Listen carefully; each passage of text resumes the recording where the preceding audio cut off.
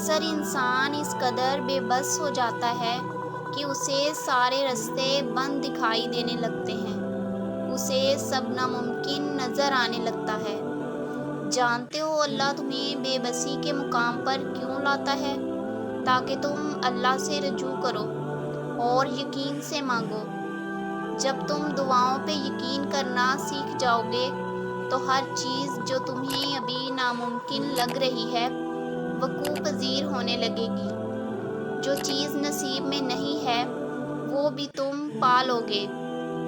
اللہ جانتا ہے تم انتظار کر رہے ہو، وہ بہت جلد تمہارے انتظار کو معجزوں میں بدل دے گا۔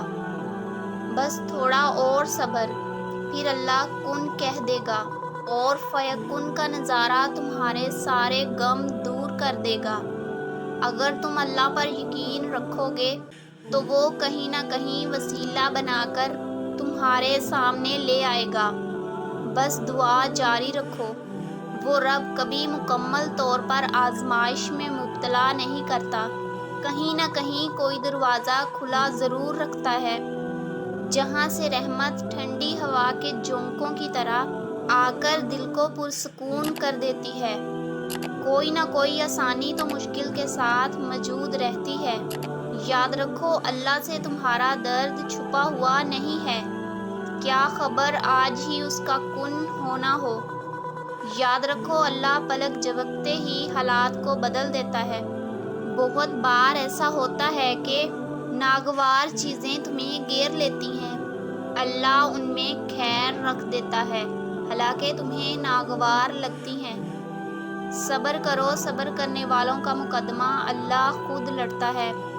اللہ حساب رکھتا ہے ہر اس بات کا جس پر تم نے دکھتے دل کے ساتھ صبر کر لیا تھا، جب تم نے نم آنکھوں کے ساتھ بھی ہنسنا نہیں چھوڑا تھا، جب اچانک لیٹے لیٹے ماضی کی تلخ یاد نے دل و دماغ بوجھل کر دیے تھے اور تم نے بے چین ہو کر کروٹ بدل لی تھی، جب رات کو سوتے تمہاری آنکھوں سے آنسو پھسل رہے تھے اور تم انجان تھے مگر اللہ بے خبر نہیں تھا، جب کسی کے سخت جملوں نے تمہارا دل دکھایا تھا اور تم ہنس کر سہ گئے تھے، وہ تمہاری ہر تکلیف کا حساب رکھے ہوئے ہے۔ تمہیں یہ وقت بھلے ہی مشکل لگ رہا ہو مگر تمہاری سب مشکلات کا حل اللہ کے ایک کن میں رکھا ہے۔